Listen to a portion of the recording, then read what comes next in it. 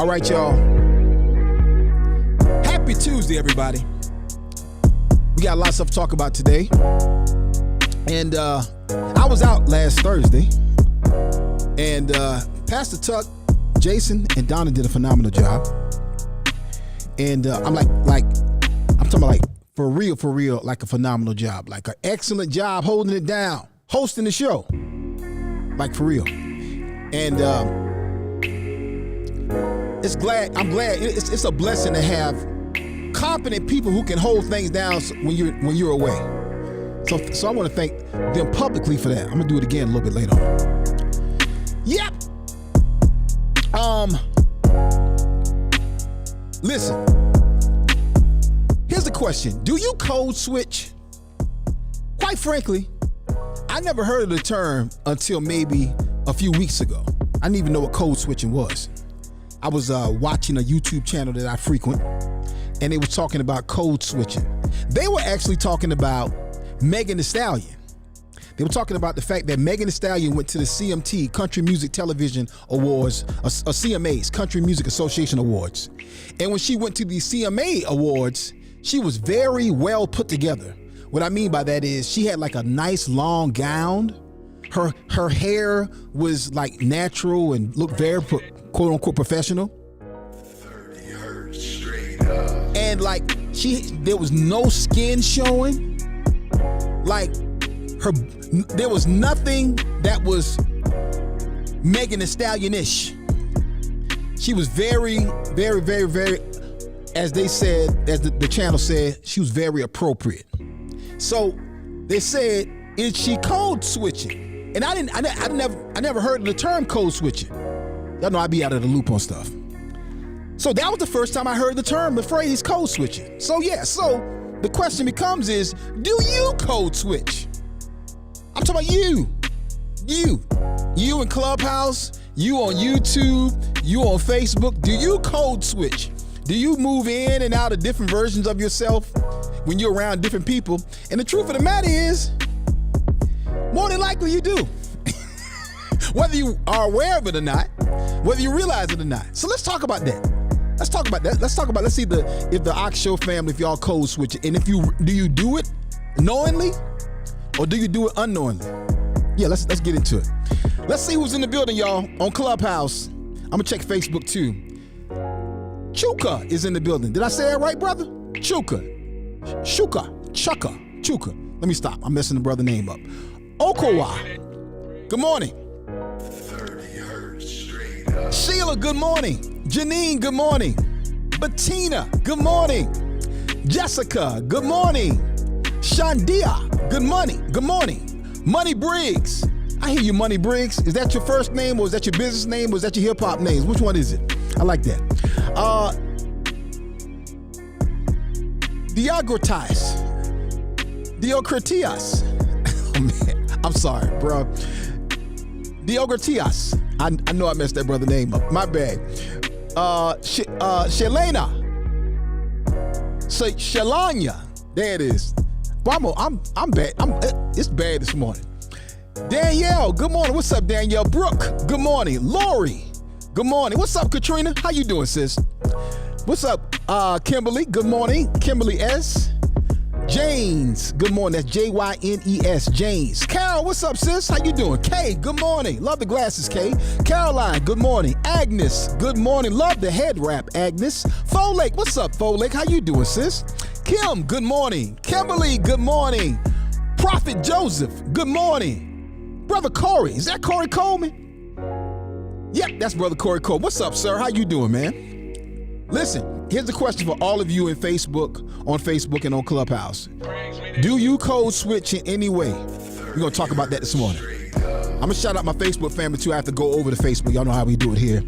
But that's the question for the day. That's the question for the day. How many versions of you are they? How many different versions of yourself are you? Or do you have? Do you operate from? Go ahead, stop the music. Is there a church you? Is there a business you? Is there a family you? Is there a girlfriend you? Is there a husband you? Is there a ghetto you? Is there a ratchet you? Let's talk about it. Hey, call your mama, call your daddy, call your auntie, call your uncle, call your cousin, call your family, call your coworker, call the different people, your code switch in between, and let them know we're going to talk about it today, right here, Tuesday. What's up, family? It's on Clubhouse, it's on Facebook, it's on YouTube, it's on the brand new My Church channel. Hey, y'all, this is the Akintunde Show. Let's go. Another track, lay production, but no joke, entertainment, let's go. Come on. Make you laugh real loud. So Get your laugh on. scream it out. That's right. Say what? Make it laugh. Real loud now. Akintunde. Daily I shall. It's the Akintunde Show. Say what? Say what? You heard what I said. That's right, y'all. The Akintunde Show. Spell it. A-K-I-N, Tunde. Looking for promotional products and apparel? Look no further than P&B Promotionals. Place your brand and logo on just about anything with P&B Promotionals. Over 800,000 products, caps, travel mugs, drawstring bags, water bottles, stadium cups, umbrellas, tote bags, and t-shirts. P&B Promotionals is a nationally certified advertising company. Log on to pbpromotionals.com and start your order now. pbpromotionals.com. Imprinting the best for less. At my church, we help people get better by teaching them how the word works. And we want to make sure there is no excuse not to get the word. It's our goal to make all of our ministries accessible on every smartphone, tablet, PC, and television connected to the internet. So whether you're a man who needs some wisdom, a woman who needs some encouragement, or a couple who needs guidance, the My Church channel has just what you need. Simply search for the My Church channel on Roku, Fire Stick, or Apple TV, or visit mychurchchannel.org. You can also download the My Church on the Go app from Apple or Google Play App Store.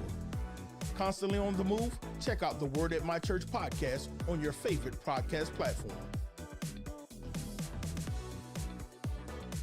Or simply download the Word at My Church skill on your Alexa-enabled device.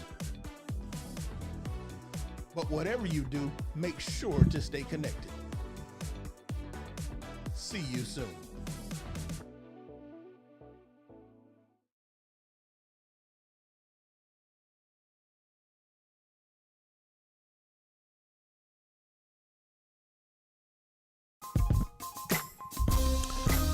All right, y'all.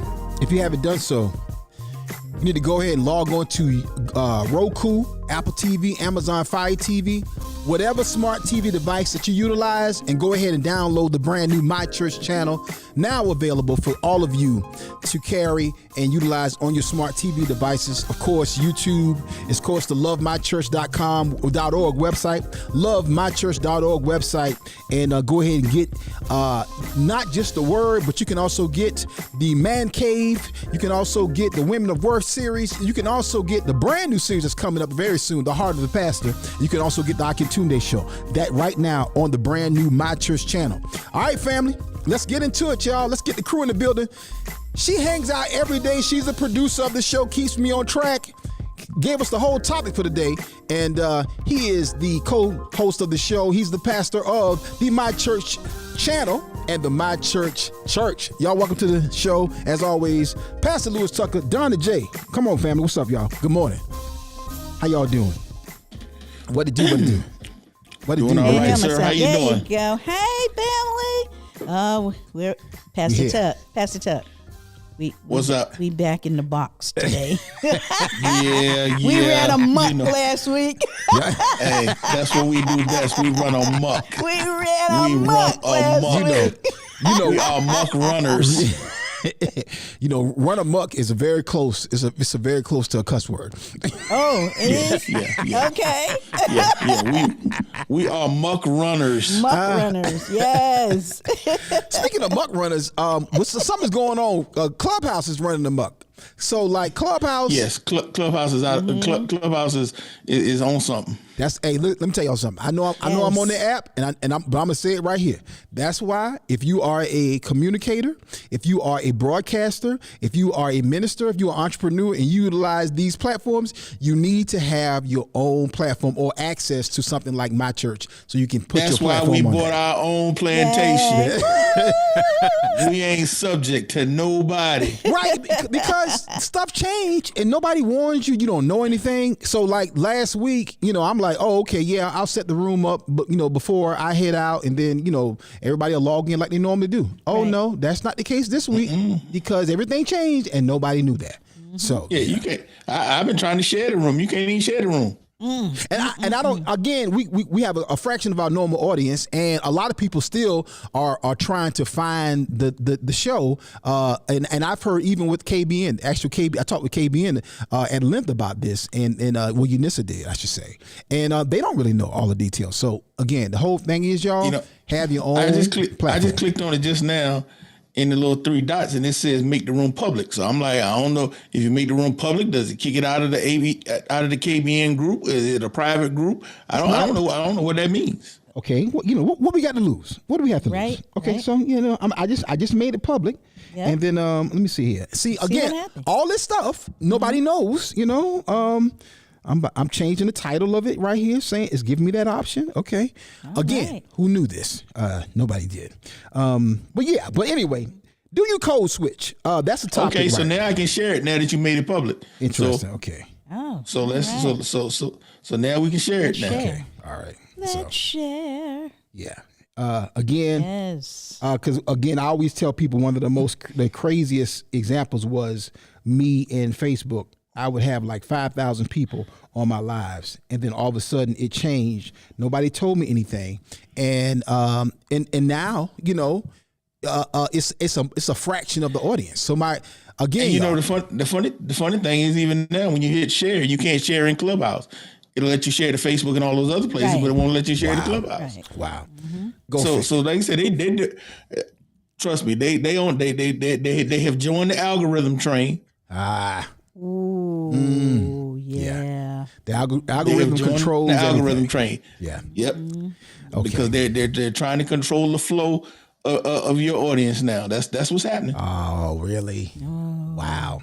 Here's a question. I want to know. Do white people code switch?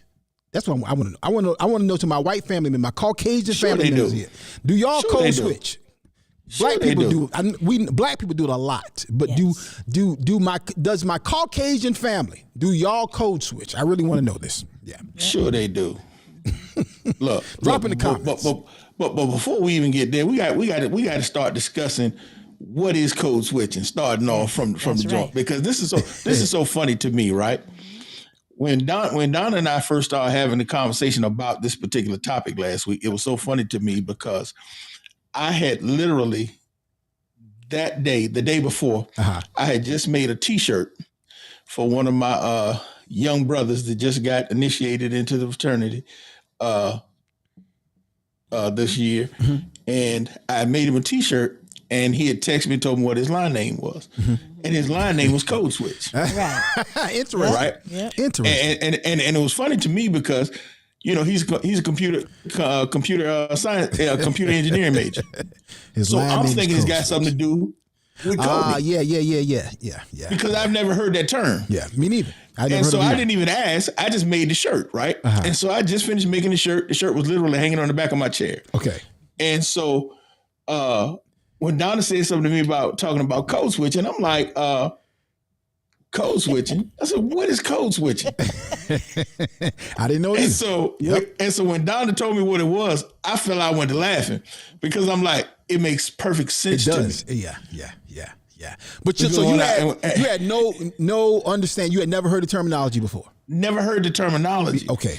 And so because when you talk to this young brother, I'm telling you, he's the most articulate young brother you want to talk to. And he's from DC. So, and so I know he probably got some hood somewhere. But I mean, when you talk to him on the phone, he's the most articulate young brother you want to talk to. I mean, he's a nice young brother. I've met him several times. I mean, I'm not casting any aspersion on his character. Of course. But I'm just like, most articulate young brother you ever want to meet. Right. And so I was like, that makes perfect sense to me now. And I just felt I wanted to laugh. And I was like, well, I've been code switching way before it had a name. Oh, yeah. Right. Well, you know, interestingly enough, I'm looking at Joe. What's up, Joe? Joe Sugg. Ironically, Joe, your last name, my wife's family name is Suggs with an S. So that's her mother's, my mother-in-law's maiden name. My wife's maiden name is Mitchell, but her mother's name is Suggs. So, but Joe Sugg, S-U-G-G, Jaleel, that's your cousin without an S. Joe wants to know what code switching is. So Donna. Yes. Give the official definition of what code switching is, because for the record, I'd never heard of it till about 3 weeks ago. Okay, so I grabbed this. This is one definition. Okay. Code switching is the ways in which a member of an underrepresented group consciously or unconsciously adjusts their language, syntax, grammatical structure, behavior, and appearance to fit into the dominant culture. Gotcha. So that's what code switching is. Now, for all of y'all in the audience, let me give y'all the Pastor Tucker Hood version. I was going to code switch on them, Pastor Tuck. I was getting ready to code switch on them. That's when you put your white voice on. When the bill collector get on the phone, right? Or another. I would always call it my mom's her work voice. Oh yeah. Yes. So my mom was Cheryl. Mom, you know that's and this is the only time I can reference her by the name Cheryl is if I'm telling somebody who she is. I to this day I cannot call her mama by her first name. That's right. Exactly. You better get your life before she take it. But I would always. This is how I knew that my mom was either on the phone with her job, somebody that is like something professional, insurance or something like that, or she was on the phone with one of my teachers. This is how I knew I was in trouble. If one of my teachers called the house and I knew they were gonna call, and I'm just praying they never call, and the whole night, the whole day, I'm like, oh, I hope they don't call. I hope they don't call because they call, I'm gonna get beaten. Hope they don't call. Then I would hear her on the phone. She'd be like, hello, and then she'd be like, oh yes. Oh yes, how are you? I'm like, oh shoot, God dog it. She on the phone with Miss Jenkins, and she put on a different voice. It was a professional voice, and so the question of it is how many versions of yourself do you have? If you've ever seen the movie The Departed, one of the best crime dramas ever. Leonardo DiCaprio, Jack Nicholson, directed by Martin Scorsese. Excellent movie. I highly suggest that you watch it. Trust me, you will never see it coming. The end and as well as the third act shift, the big third act, like mind blowing. What the heck? That's passing point. It has nothing to do with the topic. But definitely watch The Departed. But in The Departed, Leonardo DiCaprio is challenged by Martin Sheen as well as Mark Wahlberg. It said, how many different accents do you have? How many different versions of yourself do you have? You're not even your real self. And they challenged him on it because he was Irish and he was a college educated kid and he had different versions of himself. So that's the only time I ever heard somebody Caucasian even reference, they didn't call it code switching, of course, but that's the first time I heard somebody Caucasian reference the different versions of yourself that you put on for whatever reason. So how many versions of yourself do you have for those who code switch? Because we all do, I think, on some level. Yep, I agree with that. I think we, depends on the situation. You're going to code switch to fit in, because that is really why you're doing that is for acceptance and in order to fit in. So here's the question for the family, and I'm gonna check Facebook in just a minute. I'm sorry, Facebook, I'm totally ignoring y'all. I apologize. But I want to know: is it good? Do you view it as acceptable to code switch? Again, I mentioned up top that the first time I ever heard the term was a YouTuber a channel I watch a lot. They were talking about Megan Thee Stallion. Megan Thee Stallion went to the CMAs, the Country Music Association Awards, right? And Country Music Awards. And when she went to the Country Music Awards, and I will say, I was taken aback and I was a little disgusted with Megan Thee Stallion for this fact. Megan Thee Stallion she's a beautiful young lady, gorgeous, right? Young, in her 20s. She had on this long gown, okay? Her hair was very nice, professional. she had no skin showing.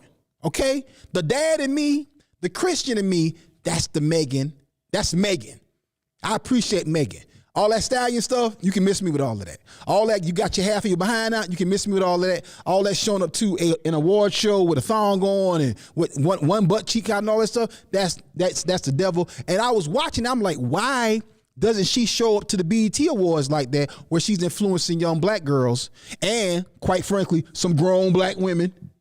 Okay, just keeping it real. Some of y'all around here is whopping it, acting like Megan Thee Stallion, and you 50, you my age. Anyway, topic for another show. But my point is why did she put this version of herself out in some of these other spaces as opposed to this nice professional, appropriate attire that she had on for this event? So that's the first time I heard the terminology code switching. And what it means is there's a different version of yourself that you put on in different places. It is what it is.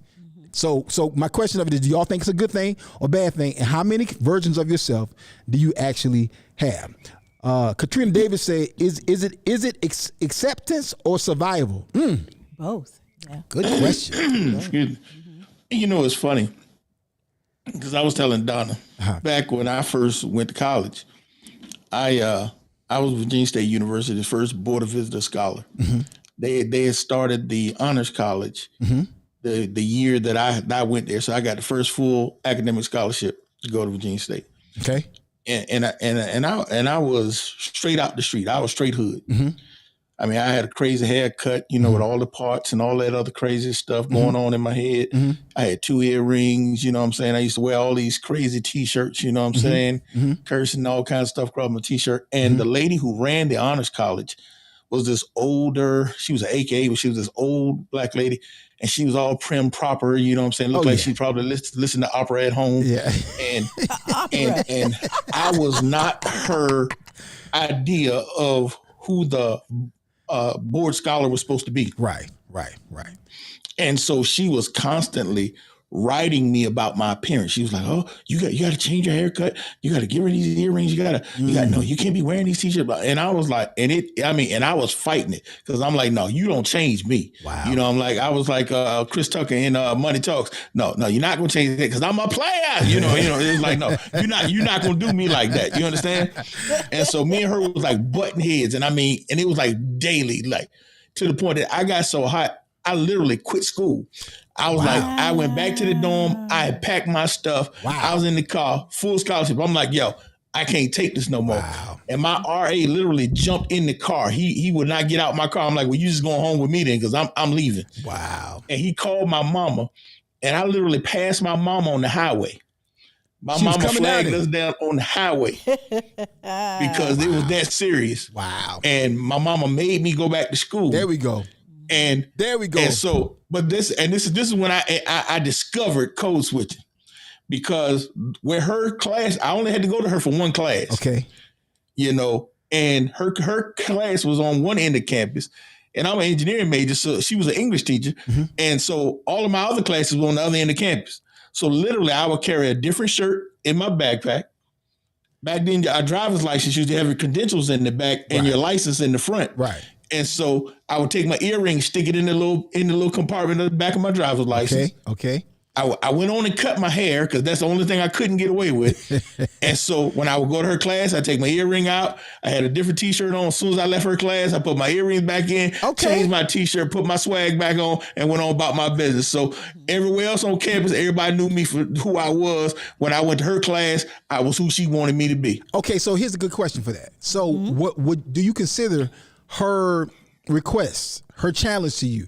Did you consider, looking back on it, because clearly you didn't at the time, but do you consider it as appropriate, as that she was doing something to try to help you, or do you see it as she was trying to control, stifle you, make you fit or be something that you were not?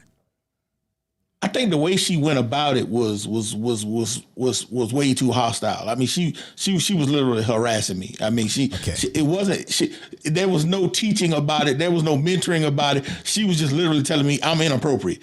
I'm like, well, how you gonna tell me I'm inappropriate? Just me. But God rest her soul, she's not here no more. But yeah, that's who she was. But I think that there's value in that, because I think she was probably at the time that at the time she was telling you exactly how what you needed to do to be accepted, maybe in certain circles, or like I said, it was her method. She was condescending about how she did it. Okay. Gotcha. And that was more the issue than anything else. Got it. She was just being very condescending. She was very abrasive about it because for her, it was like her way or the highway. It was kind of like, that's who she was. So it wasn't so much that she was trying to help you in your point of view, more that she was trying to make you fit into appease or kind of like that whole, I call it the NAACP syndrome. You know, it's like, like jokers trying to make you fit into this little category of a certain type of black person to be accepted in their culture or even in broader culture. Yep, and that's exactly what it was. And then I eventually did my internship, my first internship for the job I ended up getting. Same internship Courtney has coming up with the same company. And when I came there, at the time I was 20. Okay, and it was a black guy there that worked in the accounting department. He was 40. Okay, and so he used to hang out with us. You know, because he was separated from his wife at the time, so he was still going to the club and all this kind of stuff. And so, hang out with you, separate with his wife. Yeah, you know what I'm saying. So you know, we thought he was cool, right? And so, you know, so he was cool because he's hanging out in the street with us. You know what I'm saying, doing all kinds of stuff. Yeah. And so, but the thing about it, he pulled me in his office one day because I was militant. You know, I was in that militant phase at that point. You know, everything I had X on it, or you know, the red, the black, and the green. I mean, I'm everything. Yeah. And so he pulled me in the office one day. He said, "Hey, man," he said, "Man, you got to tone it down." I said, "What you talking about?" He said, "Man, you scaring these white folk." You on the job doing that? Yes. Oh yeah. This how I came. Oh yeah. I came like this. You trying to get fired? Because, But you know, I'm like, dude, they know who they hired. That's me. And so he was like, bruh. He said, listen. He said, you got to tone it down. I said, man, I ain't no sellout, because it was another dude there. Yeah. It was another dude there that was this, you know, walking around, you know, butt cheeks tight. Hi. You know, he was that guy. And I was like, nah, dude. I said, I ain't doing that. He said, nah, man. He said, I ain't saying you got to sell out. He said, man, but you got to tone it down. He said, if you want to learn how to make it. Okay, this is good conversation, because so the other brother, Is it could it possibly have been that's who he was? And dude, does that make him a sellout? Does that make him a sellout? We used to joke him like, if you wipe his nose with a tissue, some brown stuff was come off. he was that dude. He was that dude. I see, but I think sometimes if you come from a different culture, if you a dude like the bottom line of it is like the Carlton Banks type cat. If you the cat who grew up in the suburbs, you never was in the hood, you have no cultural context to a certain part of the broader African American culture experience, you just may be out on some stuff, or may not know how to carry yourself in a certain particular way. Does that make you a sellout, or does that make you a different type of cat? But you know, it's different from one thing when you're different. You know what I'm saying? I'm not saying you got to be out here NWA. You know what I'm saying? F the police. You know what I'm saying? I'm not saying you got to be walking around thug sagging. You know what I'm saying? Doing what everybody else doing. But I'm like, it's a different when you're like, yeah, I don't know what's wrong with those people, Bob. I'm like, wait a minute, hey, bro, you are those people. You know what I'm saying? That's who this dude literally was. He was one of those guys. You think you on their team. You gonna find out one day, bro. That's not good. Okay, so we were talking with Tristan earlier, and Tristan was talking about the fact that he's always been the guy who talks very proper, and he said people would tell him when he was a kid, you talk white, you act like a white guy, because that's how he's always talked. And he said, and he was like, "Hey, that's just who he is." And Jaleel is what I call Jaleel and Tristan. They're both what I call super nerds. They're the cats who are very proper. They know all the details about this particular shows. That's the culture they grew up in. And I remember I told Jaleel when he got to a certain age, I said, look, man, I said, be yourself. Be the biggest, best version of yourself. Who you are is who you are. It is what it is. And of course, he wasn't trying to be anybody else, because Jaleel has always been comfortable in his own skin. However, he was getting flack from other people for being who he was, and even sometime in his own house. Okay, so I was like, hey, I was like, you tell your brothers and sisters. You Back who you off are, yeah. But again, this is good. Okay, so let's see. We done got so far. Donna has some detailed structural conversation, but this is really good. Yes, I want to really compare. Good. I want to cross reference what we're talking about here with Pastor Tucker's experience. Primarily, Donna, the whole conversation about when the brother called you in the office and said, "Hey, man, you got to bring it down some," as well as when your instructor. Your teacher say, "Hey, look, you're not." I guess she was the dean over that department. Yeah, she was the head of the honors college. Oh, okay. And the difference was, like you said, he actually mentored me. He actually explained to me the reasons, and he actually explained to me, "I ain't trying to change who you are. Yeah. I'm telling you, I'm teaching you how to operate in different circles." Yeah. Okay. And because of that, I became very successful in that. And I learned how to migrate the two, because when I actually ended up getting hired by this company and as an engineer, I used to come to work. We had a flex, what you call it, where you don't have to dress. What they call it, casual dress policy. Yeah. And so I used to come to work with Tim's, jeans, and a sweatshirt. Just like I would if I was out on the block. Yeah. And you know what I'm saying? And nobody bothered me with that because I handled my business. You know what I'm saying? I was, and I still knew how to talk. I knew if we had a customer meeting come in, I knew to put my khakis on in my polo. You know what I'm saying? I knew how to switch it up. Yeah. And I knew how to handle myself because he taught me how to handle going back and forth. And it was real funny because at a certain point we were doing some, one of my bosses, one of my managers, had brought some kids over from one of the alternative schools in town to show them the facility. Ah, okay. And so he had them in the conference room, asked me to come in and speak to him because I'm the only black guy there. Yeah. So I come in and I talk to these kids, talk to them about engineering, and they're snickering the whole time. So, I don't pay them no attention. They kids. And so, they do their thing, and I go back to work and leave. And so later on that day, he calls me in the office, he apologizes. And I'm like, "What you apologizing for?" He's like, "Because the kids were rude and this and that. I'm like, "Dude, they kids." And he said, but the reason why they were laughing, he said, because they didn't think I was an engineer. He said, because in their mind, an engineer was supposed to be walking around with a lab coat on and a pocket protector. Wow. And so he wanted me to go with him over to the actual alternative school and have lunch with them so that they could understand that I was actually an engineer. Wow. So this led to us going over and taking pizza over to them the next week, right? And so what was you go over there and y'all sit down and they talk with you and you tell them that this is what I do. Yeah. And this is how I dress. And so this is wild. So now we go over there the next week. I'm still dressed the same. We go over here, and he's trying to talk to them. And they at this alternative school, that's a whole nother topic. Yeah. But they off the chain because now they're not in our facility. They in their spot. Yeah. They never. And they're being so disrespectful to him. Oh yeah. And he just leaves. Wow. Oh wow. And so he just leaves, and I was like, okay.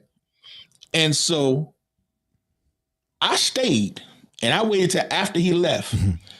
And I asked the teacher to leave the room. Oh, you set him straight. Yeah, that's how you do it. And I got in him. Yeah. And I told him, I said, this man came over here and bought y'all pizza. Yeah. I said, and the reason why he came back here because he wanted to do something for y'all. Come on and so he stopped coming. But I kept coming. I kept coming. I would come back every week. Yeah. And bring him pizza and come back and talk to him. Yeah. And because, like you said, for them, it was different for them to see me as a black man of color, you know what I'm saying? As a man of color, actually, as an engineer, somebody who looked like them, dressed like them, talked like them. Yeah. And so it was really changing. And I hate to go down this whole rabbit trail, but it was like, and it was one kid, and he was like the oldest kid in there. He's like 16 years old. And you still and I'm watching the teacher give them recess. And this kid was like off the chain. She trying to give him instruction. He'd get up and walk out the classroom. And they got like literally abandoned classrooms in here where this kid would get up and go and do whatever he wanted to do. And they're in there, come on now, we're going to give you time out. And I'm like, this kid's 16. And so she trying to coax him back. And I told her, I said, excuse me. I said, and I'm watching her. Yeah. And I said, can I have a minute with her? Yeah. And I said, it's okay. And she goes back up the hall. Yeah. And I wait till she out of earshot. Oh, yeah, and I yeah. mean, I cursed him out. I waited till she was like, I said, what the F is wrong with you, boy? And he looked at me like, yeah. I'm like, Yeah. I said, do you not know these people not playing with you? Yeah. Yeah. I said, they literally babysitting you till you old enough to go to jail. And I had actually done some research and found out his older brother was in jail. You're like, I don't care. I said, do your brother like it? And now you're looking at me like I'm crazy. Like, how you know my brother in jail? I said, I know a whole lot of stuff about you, boy. Yeah. Oh, you messed him I up. said, this other little boy here following you. I said, he about to end up where you at. I said, you don't get yourself together. Wow. This is good conversation, y'all. Like I want to come to some of the comments, and then I want to get to Donna's list because this is good. We're getting a great case study with Pastor Tuck. Yep. Okay, who was doing some code switching, who was part super thug, part valedictorian. How many versions of their are Right. How many of him? How many versions of Pastor Tuck? We know Pastor Tuck Have and we Tuck. seen? But there's various versions. And let's talk about some of the reasons why. Joe, I'm going back to the comments here. I'm going back, y'all. I'm sorry. We were talking, but I'm going back up a few minutes. I'm going back 23 minutes ago. Joe Suggs said define code switch. Donna did that. Code switching in layman's terms is simply that you have different versions of yourself that you transform into with different audiences. You might have a family version of yourself. You might have a homeboy, homegirl version of yourself. What do I mean when I say family version versus homeboy, homegirl version? The way I talk with my friends, the way I talk with my comedian buddies is different than the way I talk with my wife, and it's definitely different the way I talk with my children. Okay, I use the N-word a whole lot around my comedian buddies. All of them. I don't care what level they are. We all greet each other the same way. If I walk in the room and I see Monique or Ricky or whoever it is, it's the same way. Like, yeah, it's like, what up? You know what I'm laughing at? What? This story with Ronaldo Ray when y'all went to the after hours spot. That's the password. The password to get in the door. We have to tell you that would take us down a rabbit trail. Oh yeah! Oh my gosh! Just remind me, y'all.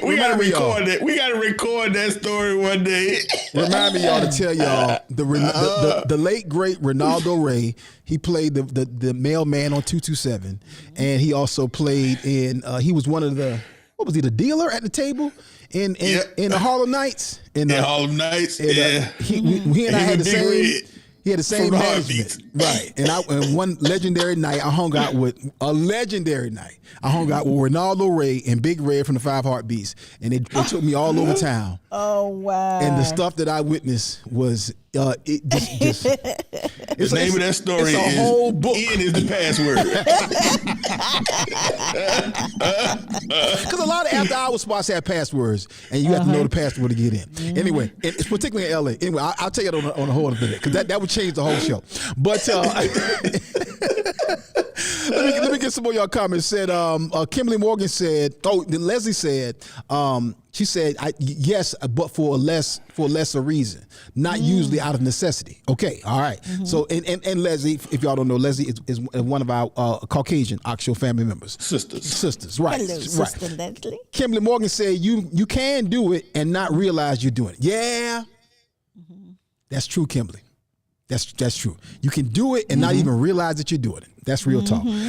Celeste Kane said, congratulations at Ashley Bailey. I'm two-stepping with you. Okay, correct. Tell me, somebody look up and tell me what she's congratulating Ashley for. She said, what Leslie said, I have a Hyde part of Leslie. What are y'all talking about? Like Dr. Jekyll and Mr. Hyde? Oh, Hyde part. Got it. Okay. Joe said, in sales, it's called mirroring. Interesting. We were saying that. What do you call it before it was given this particular term? But I wanted to jump in when Pastor Tuck was talking, and he was saying about how the lady was riding him and everything. Let me ask you this, Pastor Tuck: was the lady, was she She was an older lady, and the guy that you were the gentleman that you were talking about, was he a younger guy, younger than her? Like I said, yeah. I said, I was 20 when I met him, and he was 40. Okay, when I so met she her, was older than that. I was 18, and she was probably already in her 60s, probably. Oh, So I wanted to make a just a quick point. For her being in her 60s, her riding you, she had to survive, and she was trying to teach you how to survive. She may not have done it correctly, but she was trying to teach you how she survived. Yeah. And he was like, I feel like he was in a different place saying, okay, bruh, so, it's for appearance sake, because somebody put in the chats earlier, survival or appearance, and I think it was more in her age, it was more, we have to survive. You can't come to my class looking like this, bruh. But it's funny for her. Her comments were always like, it was image. Everything for her was like image, and it's like that's what it was for her. Yeah. But and the thing about it was always derogatory. It was like you degrading me. It's not like you're telling me, we're trying to uplift the standard, we're trying, and this is what I need you to do because I want you to help us inspire. No, she wasn't you're not saying even trying to get me on board for this. It's like, that's unacceptable. Who are you talking? I'm a grown man, woman. But you know what? Somebody said that to her. That's how she was raised. You got to look that's how she was raised. This is not acceptable. She's 60 years old. This ain't acceptable. She's just lucky I respected my elders enough to not give her the full blown tuck, because I was like, she almost got it on a few occasions. But so to that point though, this was the, I guess, what was this, the late, this is 1990s. Yeah, this was 90. So okay, so and you said she was in her 60s already, right? Yeah. So that means she was born in her 30s, in the 1930s. 1930s, okay. right? So that means she was 20 in 1950, and so what black people had to do in 1950 to get accepted into any other world, whether that's educationally, definitely professionally, definitely in the educational field, and particularly in the field and at the level that she was at the collegiate level. Right. Them Negroes had to do a whole code shucking switching. and jiving, switching, trying to get up there and survive. Just the fact that she survived to get to where she was. And she was like, hey, no, this is unacceptable. Nuh-uh. Every time I see you, you ain't dressed like you supposed to be. You got a scholarship, you ain't dressed like you supposed to be. No. Yeah. And I can just see her coming from that. Now, not saying it was right, not saying, but she didn't know how to talk to you. I'll tell you what it's like. Did not. I'll tell you what it's like. I'll tell you what it's like. And let me say this. Let me pause for a quick public service announcement. I've seen this twice in the past 7 to 10 days. I don't know if this is a thing, but if this is a thing, it needs to stop. Go to a one shot. Go to a one shot, Jaleel. One shot. Let me explain something to y'all. All you dudes out there, all you regular cats out there wearing these bonnets, cut it out. Stop this. Do not make this a thing. Grown men should not wear bonnets. It's a thing, Dude It's a should thing. not. I saw a dude in the It's doggone already a Walmart the thing. other day. I saw a young cat riding down the street right here. Riding down the street right here outside or out here on Fairfield Road in Columbia, South Carolina. Cut this out, dudes. Just grown young women shouldn't wear bonnets outside the house, much less a doggone grown man. Public service announcement. Back to your regular scheduled program. Me and Pat Stephanie was getting. I remember we were in CVS getting a COVID vaccine. That was last summer or last fall, and I saw a dude and a girl, and she in there in pajamas, and he had the bonnet on, and I was like, bruh, how y'all? How does this couple look? I'm like, who allowed y'all? Okay, so but here's the point. I mentioned that because the way we feel about bonnets, I'm talking me and you, Pastor Tuck, for a minute. I despise bonnets. Like from the depths of my soul. He does. I despise seeing young women in public with a bonnet on. I mean, when I see it, I slightly throw up in my mouth. Every time when I see it, just a little bit, just a little bit. And it's to the 4,000 pound. 4,000 when I see a grown man. A regular, a general grown man, okay? He's in no alphabet category. When I see a general grown man with the bonnet on, I'm like, sir, what are you doing, bruh? God dog it. So, and I think that lady, for her, for sagging, or maybe I'm not saying you sagging, but the whole hip hop, I ain't never sagged. the whole hip hop flavor. Okay, the KRS-One, the Public Enemy, the medallion, the little African medallion with the African symbol on, all that stuff.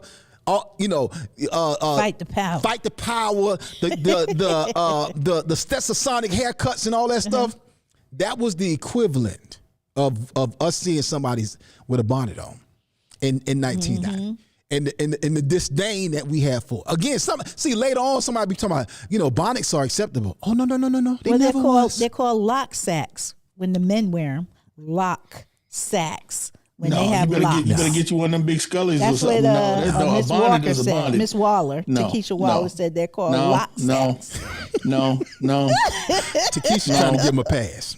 No, if you got a lock, if you're a grown man, you got locks, you wear your locks outside. Yeah, not the bonnet. Yeah, you put a bonnet on to go to sleep. Sleep attire is made for bedrooms and houses. The only reason you should wear sleep attire outside the house is if you go into your mailbox, or you're retrieving something from your automobile, or you're going out to the end of the street to pick up your newspaper. Other than that, you should have outside regular street clothing, males or females. Okay.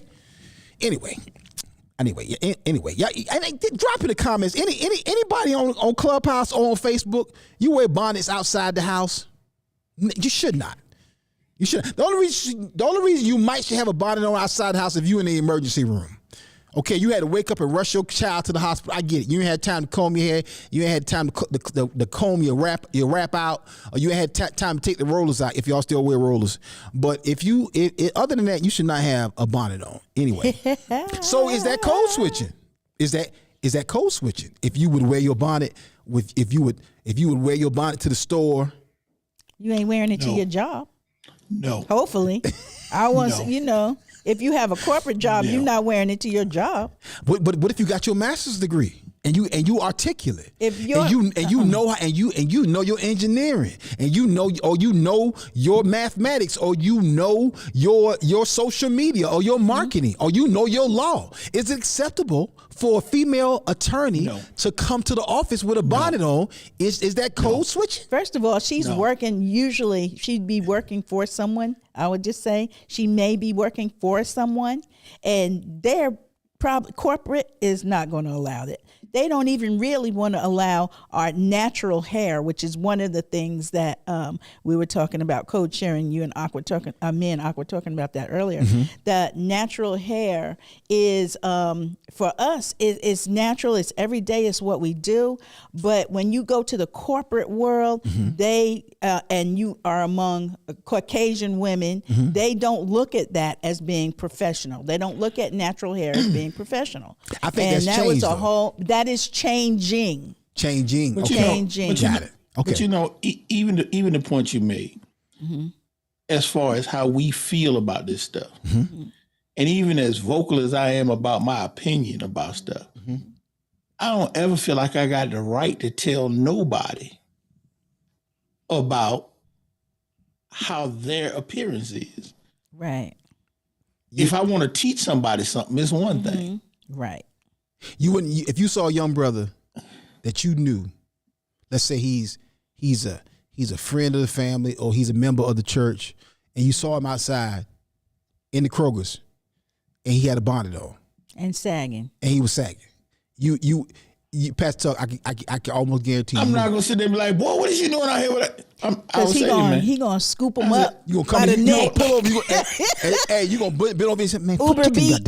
your goddamn clothes. What is wrong with you? No, thing because, on off your head. because Get that bonnet and, off and your that's, goddamn and that's the head. thing, because once you say that, your voice becomes dull, and I mean you can't tell them nothing else. and that was my problem with her. It's like when you start talking to me like that, I ain't listening to nothing else you telling me. But hold up, Pastor Tuck, you told the kid off at the alternative you school. cussed him out. You told Cussed him him out. out. Get yourself together. You want to go to jail? Oh, Yes. that was to save his life. Well, she might have felt that this is to save yours.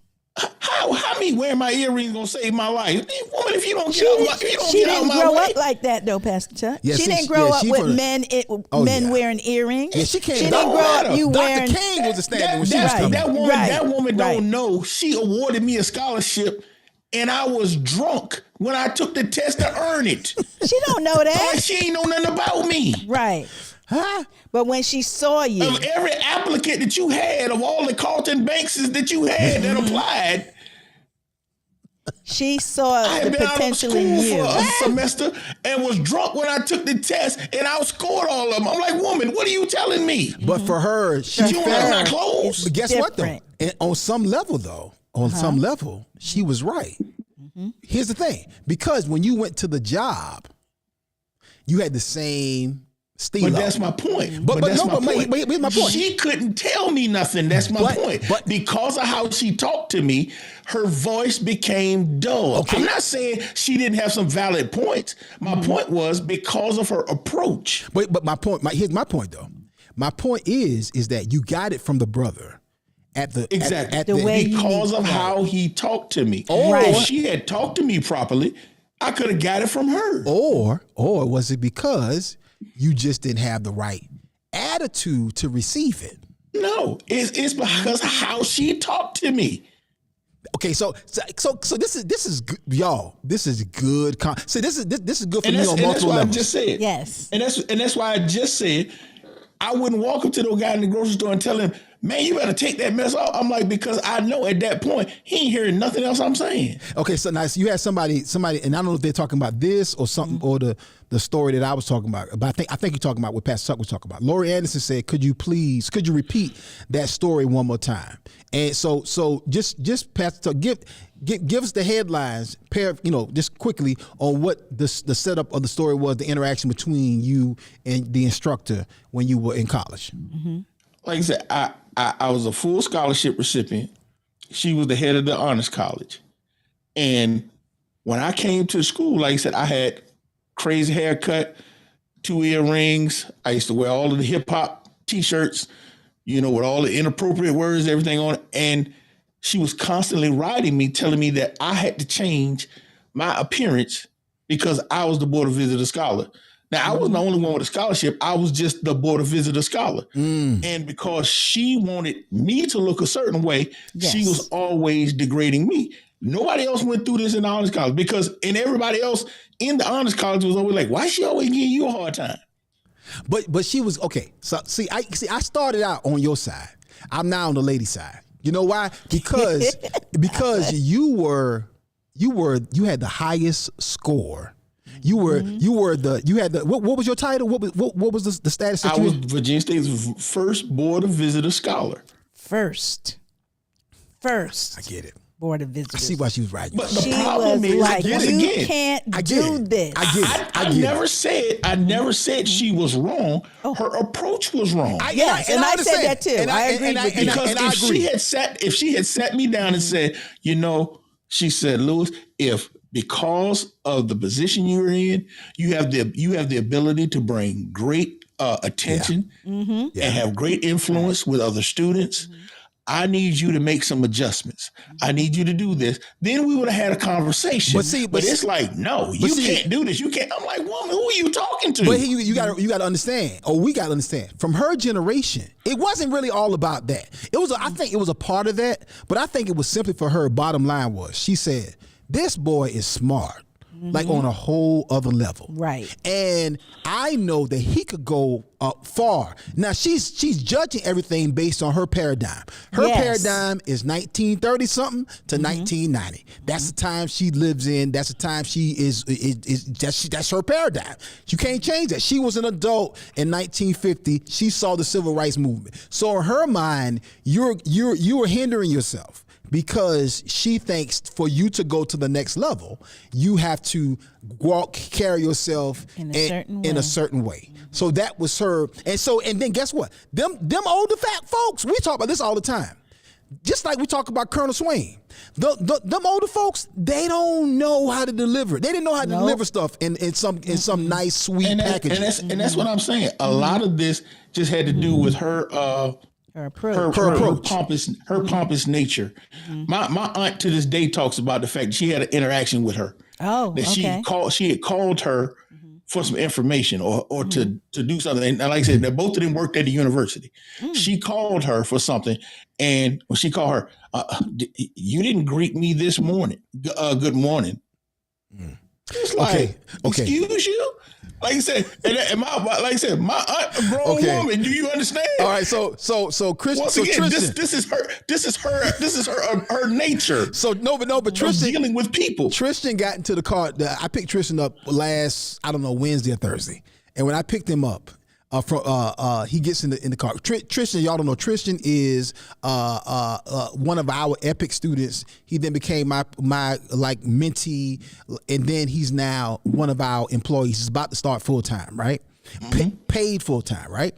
Okay, so I deal with Tristan different than I would if I just hired somebody that just starts today, right? So Tristan gets in the car the other day. He didn't speak. I said, Tristan, when you get in the car, you're supposed to say hello. He's like, okay. He's like, I'm tired and I had a long night. I said, Tristan, ain't got to do with that. When you get in the car, you say hello. Now, somebody else, that wouldn't have been a big deal. But for me, once again, I'm old listen school. to your tone. That's a big deal. Listen to your tone. Yeah. Right. True that. Right. True that. It's all in the see what I'm saying? presentation. That's what we get from that. That's all. Hey, no, that's all UNISA. That's all UNISA. Because UNISA's helped me out several times. You don't have to say it like that. I said, no, God dang it, I told that joke. Now she's like, I'm not saying what you said was wrong, but you don't have to say that. I'm like, okay, all right. And she's helped me out there with my former employees and employees that used to work for us back in the day. They used to get a whole different version of Akintunde. She's like, I believe you should not have said that in the meeting. You were a little bit strong in your tone. What you mean? Well, God dang it, So shout out to UNISA for that. But let me shout out some of the folks in Facebook, because I hadn't really been talking to Facebook that much today. Again, Donna, get on some of your notes, because I want to make sure we get your note. But this is good conversation, y'all. So Leon, it does still get on my nerves. God rest her soul, but she do still get on my nerves. Hey, but guess what? That lady was a pivotal part of your development. And that lady, she saw something in you probably even before you fully saw it in yourself. Just how you're the first. Y'all gotta understand what he's saying now. First. He's the first am I saying that right? Board scholar. Board of Visitor Scholar. Board of Visitor Scholar for Virginia State University. This is a fully academic scholarship. He wasn't playing no football, no basketball, no baseball. He was not running track. He wasn't playing soccer. This is full academic scholarship. That woman was like, hey, if you can get a job with your grades and your intellect, you could work for Coca-Cola. You could work for General Electric. You could work for any company in the United States, real talk. And she was like, but Mr. Tucker, not with that attire, sir.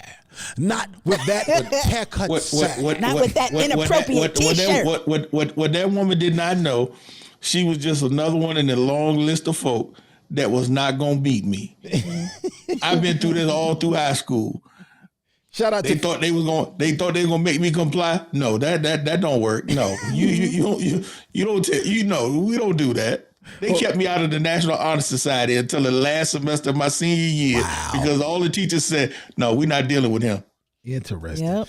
We probably could do a whole show about Pastor Tuck. Oh, yeah, definitely. Shout out to Facebook. Danielle Lake is in the building. What's up, Danielle? She said no bonnets outside the house. Oh. She said is the 11th commandment. Hold on, this first one of the day. Daily I shine. That's hilarious. What's up, Demond Cherry? Demond Cherry's in the building. What's up, good sir? He said all Geminis are code switchers. Okay, I don't know enough about horoscopes to know what that means.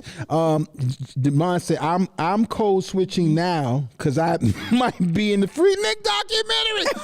Oh, That's a I'm whole gonna come nother back to thing. that. I'm gonna come back to that because some of y'all are really losing y'all mind on social media. There's a whole lawsuit in Atlanta. A lawsuit against the producers of Freaknik. Hey y'all, listen. Let me tell y'all something. Just so y'all understand, that documentary has already been licensed. I mean, it's already been purchased. That documentary, ma'am and sir, has already been cut. There's no more editing going on. It's coming. It's coming. And like I said, and I'm trying to sell some bonus footage. Pastor Tuck got VHSs. He got VHS tapes with all manner of debauchery. We transfer it right now and try to sell some bonus footage to Luke.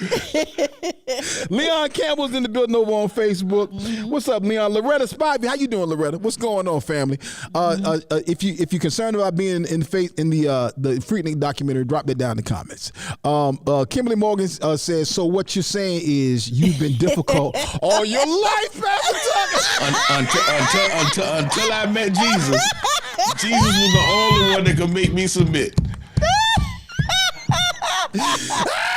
That's good. Jesus was the only one that could make me submit. That's hilarious. Pastor Stephanie, what you got to say about that?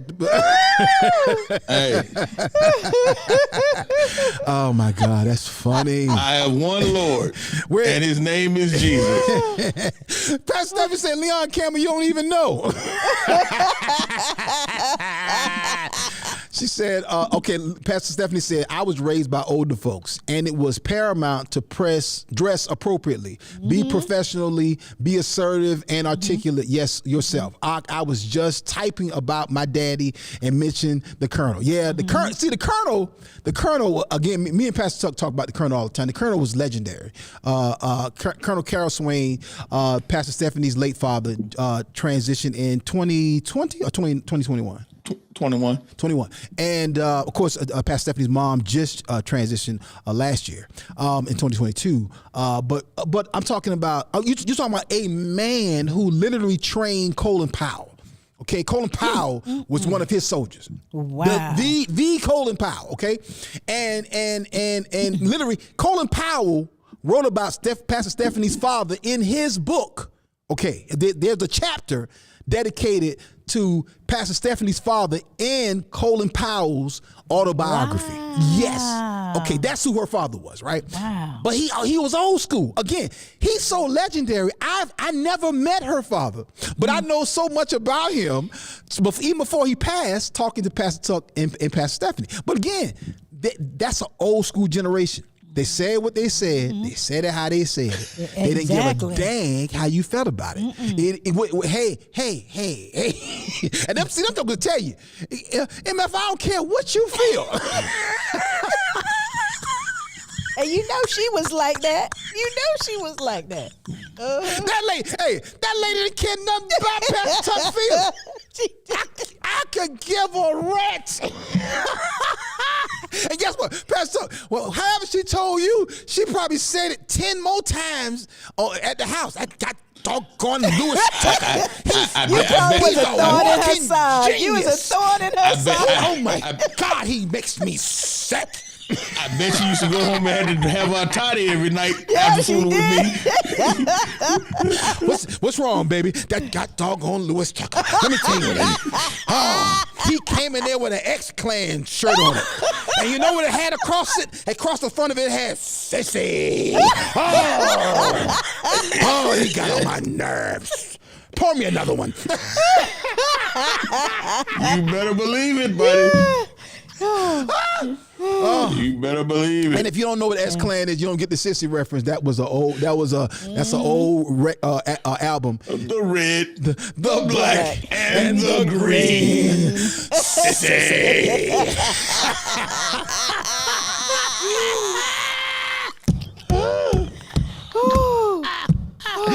I'm so sorry. Oh my gosh. I'm so sorry. We cutting up bad in here today. That's good. Read Ashley Bailey's last comment. Where's it at? Let me go up. Let me go up. Hood tuck. What did she say? Okay. How many tucks? How much tuck can get a good tuck? Talking a good tuck. Hood tuck. Would tuck good. It's a lot. Oh, that's hilarious. Ashley Bailey, Canada's finest. Daily Okay, so let's get back to the topic of code switching, because what we're talking about is how many different versions of yourself. Excuse me, y'all, for burping on mic. Very unprofessional. How many different versions of yourself would you say that they are? Okay, I'm gonna start with myself. Okay, and then I'm coming to you, Don. Okay. And then you, Pastor Tuck, and then we're going to the comments. Okay, I have Akintunde, Eunice's husband. Okay, that's probably my most authentic self. Eunice gets me, and Eunice and my close friends get the most true version of me, because I'm gonna say whatever I'm gonna say. Okay, and I'm gonna say it how I want to say it. I don't have to. Eunice will tell me a lot. She'll say, "Ak, I understand what you said, but just make sure that you never say that anywhere publicly." I'm like, okay, I'm not gonna say this on the show. She's, I know, but I'm just saying you need to be careful, because if you mess around, you keep saying that, you're gonna mess around and say it in public, and that's gonna cause you problems. Anyway, so there's Eunice and Ak. Then there's Ak the dad. Okay. Then there's Ak the comedian. Okay. There's Ak from Chatham Garden back in the days in Yamacraw. Okay. There is Ak from Cheryl's son. Okay, I'm a different version of myself with my mama. Okay, then there's Ak, Christian Ak. Okay, there's General Christian Ak. Then there's Church Ak. Okay, then there is Professional Ak. Okay, then there is what's another version of Ak? What's another version? There's Ak, Neighborhood Ak. Okay, there's me when I'm interacting with my neighbors on my street. Okay. Wow.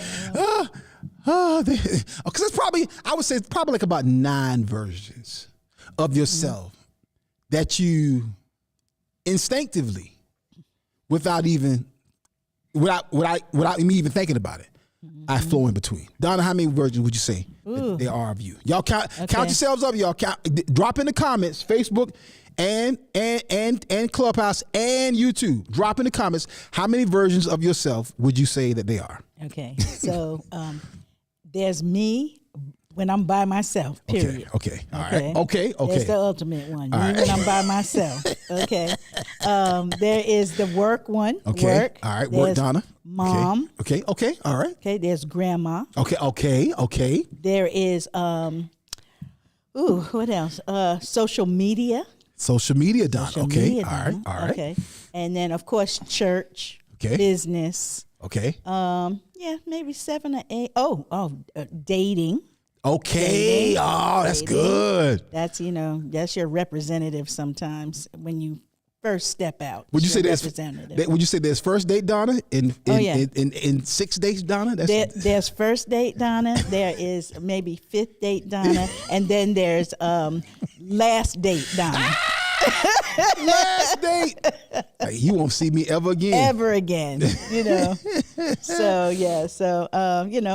Aunt, auntie, sister, daughter. Okay. So it's about, I guess So how many was that? How many was that? Would you say? Right now, that's probably running a good 12. And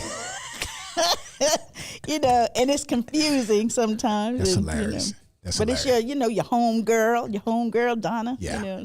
Yeah. It's funny when you see somebody, like, I don't care if you date somebody and then you go home with that person. Like you go to their family, you see them around there. around their siblings, or you see that person around their extended family. Like you go to a family reunion, and you're like, oh, okay. I didn't know you was like that. Yeah, you're like, all right, and then of course you find out what the family nickname is, because there's a different version of yourself with your family, your extended family, and then you see a whole different side. You're like, okay, this is either who you really are or just another version of you. Pastor Tuck, that could be the last date. right, that could be the last date version. Pastor Tuck, how many versions of yourself would you say you are? And I'm coming to y'all comments because I see some of y'all dropping some. Some of y'all got a lot of versions. Y'all. How many? We already know there's Pastor Tuck, and then there's Tuck. Mm-hmm. There used to be a whole lot more, but pretty much, you got Kai Courtney's daddy, of course. Okay, I'm counting them off. That's one. And then you got Pastor Stephanie's husband. Okay. And then, like I say, you got Pastor Tuck, and he pretty much the same dude. It's just it's a volume level on him. Depending on what people can stand. You know what I'm saying? It's some people can't stand 10, so I have to turn him down to 2. So it's not that I'm switching. I just have to depend on how much people can handle. Okay. And then there's, like you said, there's Tuck, the dude that I try not to let people meet. And but if they keep begging for him, I'll introduce him. And his meter don't go from 1 to 10. His goes 1 to 100, and it all depends on. And if you ever get to 100, bring some bail money.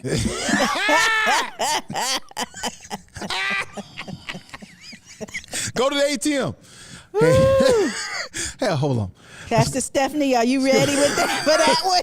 Let's go by the ATM. She's going to have to go get it. She's going to have to go get it. So you would say, so it sounds like there's 5. There's 5. Then there's Uncle Tuck, which okay. Uncle Tuck love the kids. Okay. And there's Kappa Tuck. There's Kappa Tuck. Kappa Tuck is there. I forgot about them. What's your line brother name? What is your line brother name? You said my line brother? Yeah. Well, yeah. What's your name online? His name. What, my line name? Yeah. Your line name. Your line name. My wife and them love to join me about that. Oh Lord. Ooh, please tell me. Please tell me. Please. Jaleel will really get the reference because he's a star. I'm sure he's a Star Wars fan. But everybody knows who Jabba is. On Star Wars. Jabba the Hutt. He was Jabba. I know who Jabba the Hutt. Come on. He was a big intergalactic pimp. So that's pretty much that was my line name. Jabba. He was an intergalactic gangster. That's what Jabba the Hutt was. Yeah, pretty much. So big pimping. That was my line name, Jabba. So that sounds like about seven versions. You said seven Tucks. Daddy Tuck, Uncle Tuck, Jabba, Husband Tuck, Pastor Tuck, Tuck. That's about 7. That's about 7. Yeah. America's Most Wanted. Pastor Stephanie said Tuck the attorney. Hilarious. Oh. He's somewhere in that Tuck guy. I try not to deal with him a whole lot. Leon Campbell said, over here freezing Han Solo from an entire movie. Oh wow. He did. Han Solo got froze in the top of the second act. And he didn't show up till with Empire Strikes Back? Well, no, that was the Empire Strikes Back. He didn't show up again till Return of the Jedi. That's the next time we saw Han Solo when he wasn't like this right here. To all my Star Wars fans, all my shout out to all the Star Wars references. Pastor Stephanie said, "I seen them all." Mocha said, but I believe everyone has that go get the bail money version.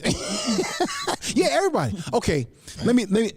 Can you, Donna? Can you look at some more comments that we should read? Because I want to read something, but I need to apologize. I said I was going to say this publicly, and I need to apologize. Okay.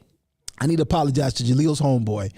Jaleel has a homeboy that he's a homeless brother that's in this area, right? And a few weeks ago, he asked Jaleel for some money. Okay. So I had let me tell you that what was a happened. real code switch. Yeah, Really let me tell you what coming happened. up Let me to. tell you what happened. So I told Pastor Tuck about this. I said, man, I feel a test the other day. I feel it bad too. So a few weeks ago, he can't. Jaleel, the brother asked Jaleel for some money, right? And Jaleel was like, "I don't have any cash," right? And the problem is, just a little passing point for anybody who's homeless today, you really need to get your cash app account, because I could very easily cash app you, but I very rarely have cash anymore. All right, so the guy comes, so Jaleel comes in the door and says, "Hey, Dad," and Jaleel's going through this long story. If you know Jaleel sometimes give you a long backstory to get to the point. So Jaleel was like, "Hey, Dad, okay, I was coming up and I was getting out of the car and I was coming," and so he was like, "Hey, it's the guy outside, long story. He's asking for some money." I said, I don't have any cash on me.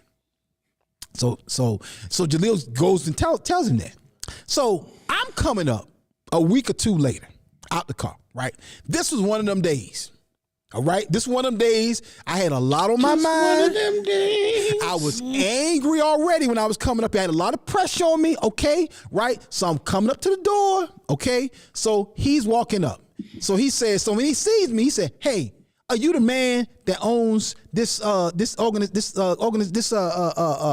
establishment?" I said, yeah. So again, I already see his body language. I'm already rolling my window down because I was out the car. I don't know what happened. I forgot what it was, but something had me already on 10 when I got the car. So then he was like, "Yeah, so I understand that you all are a Christian organization, right?" I said, "Yes, sir." He said, "So the other day, I asked your son," and by the time he started talking, anybody start talking about your kids, you're already a little upset, right? Mm-hmm. So he's talking, "I asked your son for some money. He came inside and he asked you for some money." So by this time, I'm like, yep. Everything he's saying, yep. So he was like, "And I asked him for some money. Now, I needed some money to get my children something to eat, and I was trying to get something for my family. And I asked y'all for some money. And he told me that you said that you couldn't do it. And I want to know, if you're a Christian organization," by that time, I'm hot. I'm piping hot. Now you coming against my faith now. So y'all supposed to be Christian. I heard this. By the time he said, "I failed the test, y'all. I failed the test." I was like, I said, first of all, he started talking about the Bible. I said, "First of all, your assumption and your assessment of the word is flawed." He told me, no, you flawed. I said, "Oh, when he said you flawed," I said, "Hey, brother," I said, "Let me tell you something." And anytime I say this right here, any statements like this right here, I already know I'm at problem level. I need to adjust myself. And if I'm around somebody who knows me like Yanissa, she'll be tapping me. I said, "Hey, bro, don't let the smooth taste fool you." I said, so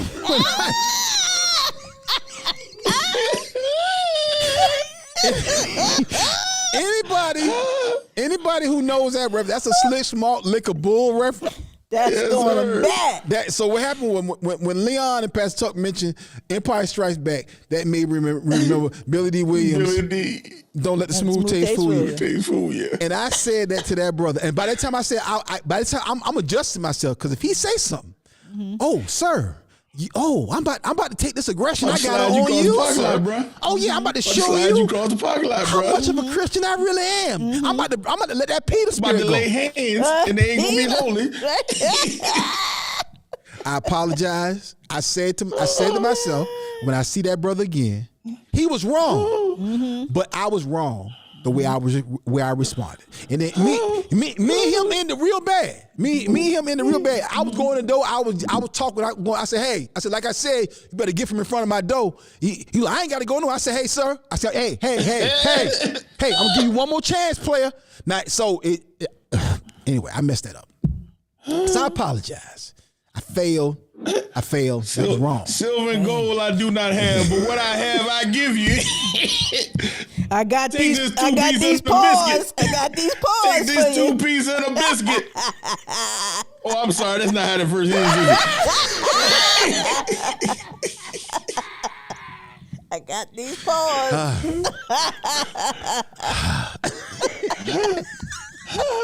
I messed it up. Silver and gold I do not have, but what I have I give you. He was looking for. Oh boy. Yeah. Okay. And speaking of looking for things, don't you have some promotions I to ain't read? from Exeter. I'm from Dunedin down there. Dunedin is a whole different spot, buddy. Right. I do have promotions to Looking read. for something. Thank We're you. looking for the looking for. Take it away. Looking for promotional products go. and apparel? Thank you, Donna.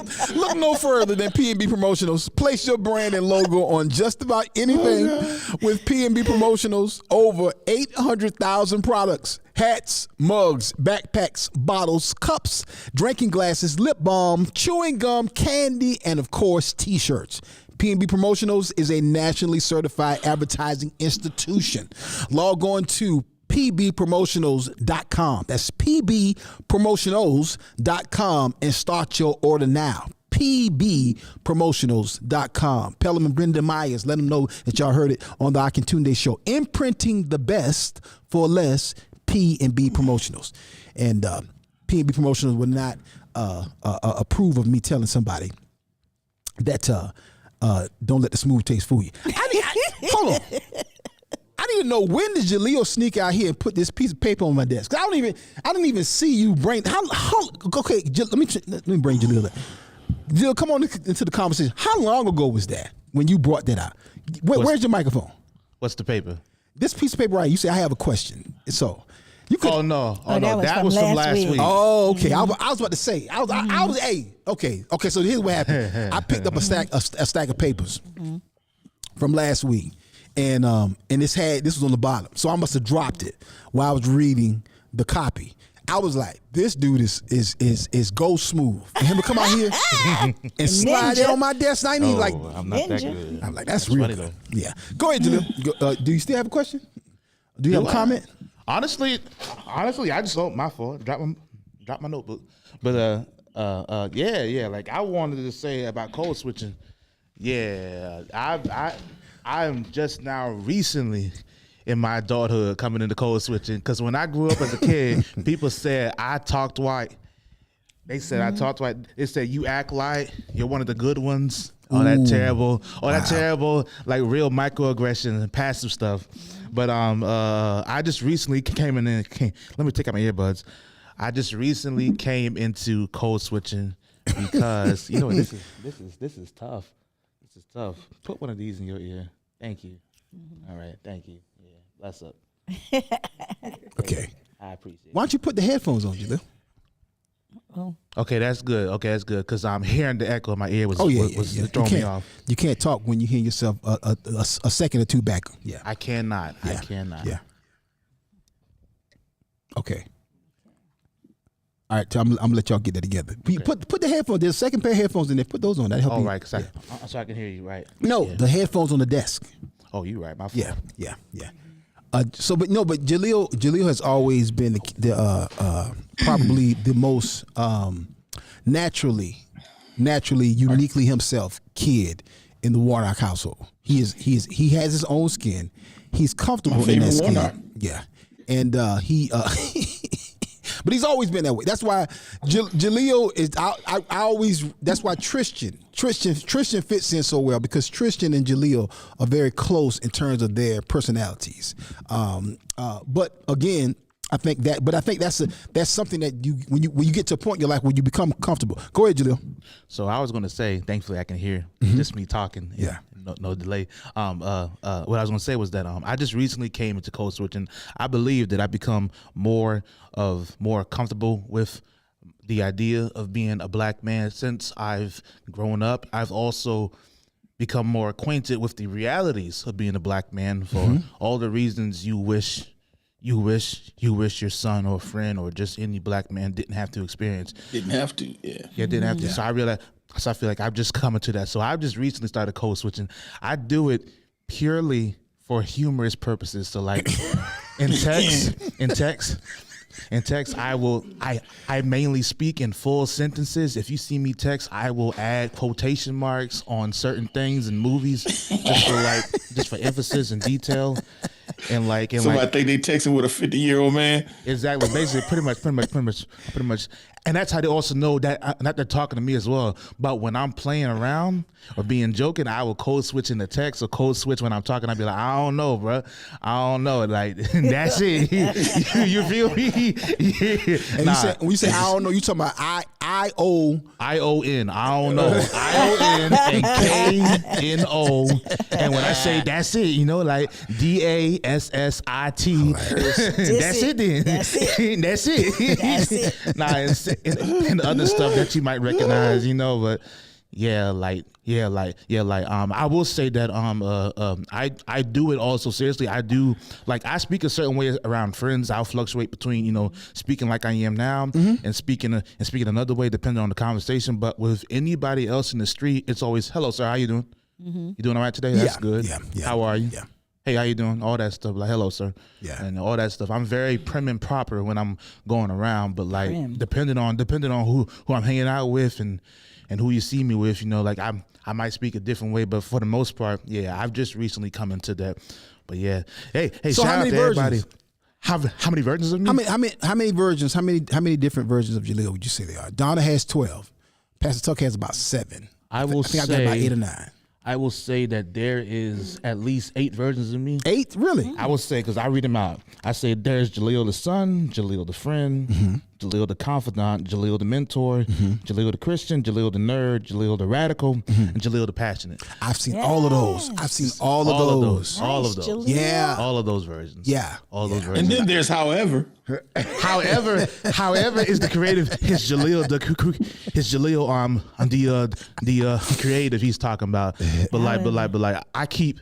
Jaleel the son. Obviously, you're seeing Jaleel the son right now. Obviously, it's a really basic, normal, general version of me. I would say. Yeah. Jaleel the passionate and Jaleel the radical. I try to keep on the low because Jaleel the passionate is not fun to be around, and Jaleel the passionate bleeds into Jaleel the radical. Because when there's an injustice and it ticks me off, I am ticked off. You will not catch me having a bad day. So I try to keep on the low. Jaleel the other day. Could you explain that term on the low for me, please? On the low, I'll tell you. Hold on, shoot. You know what? You about to fail with me because listen, I've been using that word without even properly understanding what it means. You just kind of pick up on stuff. You hang out with enough people, you just start picking up on stuff and you catch the context. But no. The other day, and quick shout out to Pop Earls and Mother Karen Earls who are in the building right now. Mom and Pop Earls in the house. What it do, family? How y'all doing? The other day, what's the guy's name? His name is Jordan Peterson. I apologize for that because I don't like him. Jordan Peterson is like he has some good stuff. And we actually gonna do a show about some of the stuff that he talks about. So I was watching one of his videos. Me and this was watching one of his videos. We kind of talk about it. And Jaleel was in the background and doing something else. Very highly offended by what Jordan Peterson was saying. So he's not Jordan. Mind you, Jordan Peterson is on a recorded YouTube video. He cannot hear him. This video was recorded a year ago. Jaleel was talking. Yeah, but if you say that, and then what you don't understand, I'm like, he heard you, Jaleel. He heard you. He heard me in spirit. Oh my God! He just was trying to ignore you, Jaleel. He heard you. Nah, see, the reason why I don't like Jordan Peterson is because I try not to lump people in groups, but Jordan Peterson is a part of a very special crowd of people who are particularly poisonous politically in all ways, shapes, and forms. Like, I hate to say it, but if you're a part of the Daily Wire, I'm not gonna mess with you. I'm not. Everybody in that sphere, that's bad for me. That's bad for me. Somebody in the room, I guarantee you, somebody in the room listens or reads the Daily Wire. You just woke up Jaleel the passenger. See what you did? I try not to get political. I keep the political side of me away. I keep it. That was a code switch. Don, did you see him? He switched. He went over there. He was the son, then he switched to the passionate. Yeah. But watch Blink this. of an eye. This what y'all ain't catch though. Everybody we talk about code switching, but do you know code switching is actually biblical? Is it? Is it? No. Do tell. Jesus said, "Be all things to all men." Oh wow. Yeah. Well, then you go in there, Pastor Tucker. I'm gonna jump in here with this. is there code switching in the church? Do the church people do Come on, code Donna. switching? Oh yeah. Come on, Donna. Oh, yeah. How many times you seen? I want you to elaborate on that. How many times you seen the pastor sit there talking and then all of a sudden, hey, Doc. I thought that was normal pastor talk. Well, it's different versions. You have pastor in line talk. You have the pastor in back in the study talk. You have pastor at the house talk, and then you have pastor doc talk. Doc talking, doc, hey doc. That's what pastor talk was talking. Pastor talk was just talking about. Yeah, I'm like, hey doc. I don't speak that. I heard you don't speak doc. You don't speak pastor doc. Okay. I heard Pastor Marvin Sapp, Bishop Marvin Sapp say. He said, "Don't doc talk me." He said, "Don't doc talk me." I said, "That's first time I heard somebody utilize it as a terminology, as a category of speaking." Yeah. I really don't like it. I mean, I understand it because I've grown up around it, but I really don't appreciate it. Could I say something? Oh, sorry. Go ahead. Go ahead. Sorry, Julian. it's y'all show. My fault. No. No, You add to it. you're a voice in the world. You deserve to be heard.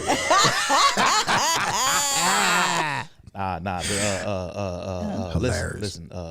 What was I talking about? Yes. This is not an appropriate term, but I would say I've heard a lot of. I'm so sorry for this. A lot of Christianese. I've heard a lot of Christians speak a very specific way. I've seen it firsthand. Yeah. They speak a certain way. How you doing, sister? How you doing, Less than brother? highly favored. Less than highly favored. Hallelujah. Thank you. How you doing this morning? Bless. Praise the Lord. All that Christianese, yeah. Let me stop. That wasn't. You know what? I apologize. But the point in the matter is, No, you're right. I've you're seen right. it switch up in person. And that's one of those things I avoid because I realize it turns off a lot of non-Christians and a lot of Christians too, but it does because, and that's why I try to limit the number of codes, which is like you said, I have the traditional. That's what I tell you when I got Pastor Tuck, I just changed the volume because some people can't handle all of me. Yeah. So I give them what they can handle. Yeah. But that whole people try to, like you said, turn on the Christianese. It's like people know that's not you. Yeah. That ain't even you. Yeah. Well, but see, sometimes I think it's a different version of you. I think there's A fake version. No, it's not even.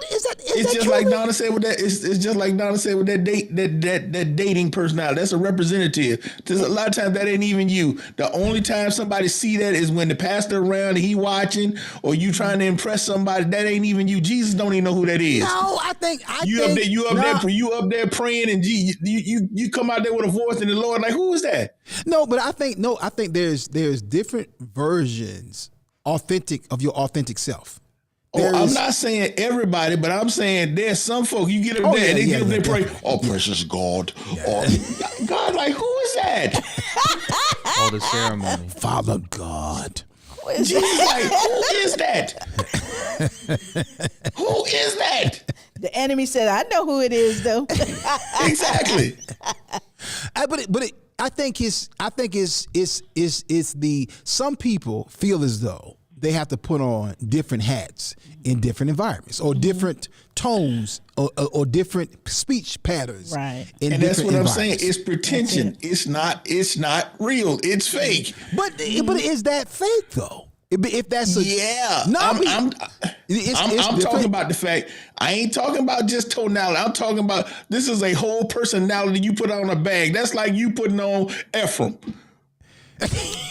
That's a character you playing. But you're gonna put on that person Hold on, when you're in a situation that brings up that person. You can be in different situations that'll bring up that person. Now, Donna, he mentioned me, so I have to come out and talk to him. Ephraim. Now, Pastor Tuck, you're not going to sit there and tell me that there's not 2 different versions, maybe 4, maybe 6 versions of yourself. You're not going to sit here and tell me that, Pastor Tuck. And I agree. There's 6 different versions, but Ephraim is not Akintunde. Talbert, get in here and you talk to Pastor Tuck. Talbert. close that screen door and get in here. You talk to Pastor Tucker and tell him it's okay to be himself. There's Pastor Tuck, and there's Tuck, and there's Uncle Tuck, and there's Cousin Tuck, Thug Tuck, Tuck the Genius, Kappa Tuck, Husband Tuck, Neighbor Tuck. It's nothing wrong. Be your true self, Pastor Tuck. There you go. Angel Taylor said it. She said that's called multiple personality disorder, sir. That's funny to me. That's funny to me. Oh, I love Ephraim, though. I love him. I love him. Don, I love you too, and he has brought me out in a while. He's very controlling. Talbot, come in and say hello to Donna. She hadn't talked to her in a while. Praise the Lord. It's 11:35 and you're listening to the Akintunde show. Yes. There's a fellow at the door. I don't know who he is. He's very, very strange. I don't know him. All right, y'all. Oh, that's so funny. You want some money? Well, Y'all supposed to be Christians in there. He wants the money. I owe your little homeboy an apology. You keep saying that's my homeboy. That is a gentleman I met on the street once. I've met two people. I've met two people. Let me tell you. I'm gonna tell you. So you listen so funny. He's a friend of Jaleel the homeless. Let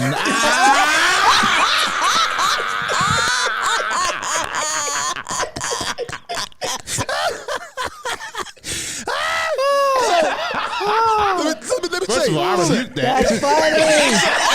But let me tell you. Let me tell you about Jaleel.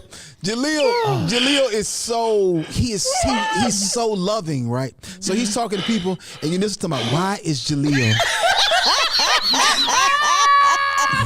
Jaleel they're talking to this man? I'm not mean enough, I swear. I just let people talk to me in the kind of way like, how you doing? Like how you doing, brother? Listen, can I tell you something? Like, sure.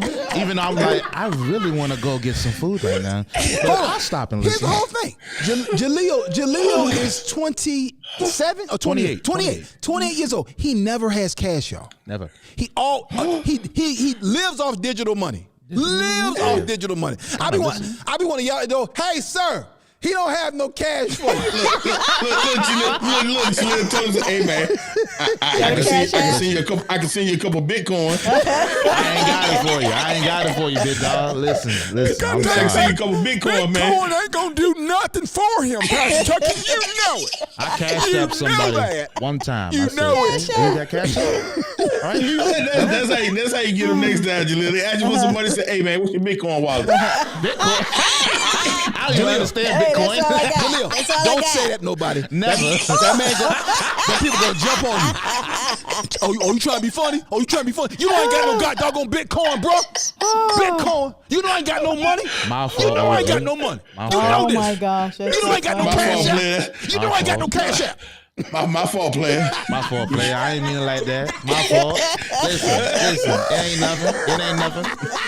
You trying to be funny, bro? You Nah, trying to be bro. funny? Nah, I ain't got bro. no phone, bro. Listen. I ain't got no My mode of bad. communication. I hook you up with an NFT, player. That's funny. Oh my God. Oh man. Y'all, we cutting up in here today, but here's the whole thing. In closing. Here's the whole thing in closing. Whoever you are, wherever you are, make sure you are being yourself.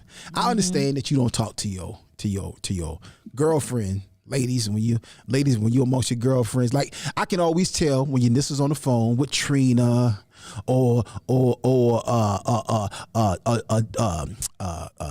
Tawana or Shonda or any of her girlfriends. I'm drawing a blank all of a sudden. I can always tell when she's on the phone with a girlfriend the way they talk, right? And then sometimes she'll be on speakerphone, right? And they'll be talking, and then I'll walk in the room and she'll pick the phone up. I'll be like, oh, you can't talk in front of me. Oh, what y'all talking about? Well, you can't say it in front of me. You? I'm just exactly. When I walk in the room, I know they were talking about me and their husband, whoever it is. That's that. Who? Yeah. And so, but Lillian can no longer use the phone. Better call your friends. Tell them you can't use the phone. Oh, you can't use my phone. So I get it. There's different versions of who you are, and that's okay. Because and when I say different versions, what it is, it's the same you in different settings. Yes. It's inappropriate for you to talk to your mama the way you talk to your homeboy. Okay, the way me and Pastor Tuck talk, that's not the same way that I talk with my mama. And not that I'm saying anything disrespectful. I'm not talking. I don't cuss or talk crazy around Pastor Tuck. I'm saying there's a level of communication that we have as friends, as brothers in Christ, and there's another level of conversation and communication that I have with my mama. Right? That's your homeboy. Right. Well, and my mama, she old school. You talking about baby boomers? My mama is a baby boomer. Like somebody dropped in the comments a little while ago. It said baby boomers have the right to be blunt. Somebody said that on Facebook. Thank you. Thank you. Because it's a different generation. They said something the way they said it. They really didn't care how you felt about it, but you better listen to what they said. All right. But I like cheese on my popcorn. That's right. I said what I said. I gotta tell you this story. This was funny. When my mother was here, we went to a restaurant with my mom. Now I never heard my mom curse or anything. You know, nothing. So I had on these like little glasses. They were little tiny glasses. They were just fashion statements, although they needed to be able to see. So we went to a restaurant and I was looking at the menu. And my mother, like I said, my mother didn't curse at all, and I'm going to say it, but she looked at me. She said, "Where you get them stingy ass glasses from?"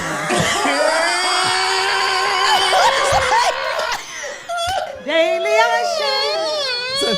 Somebody mute Donna Mike. Mute Donna Mike.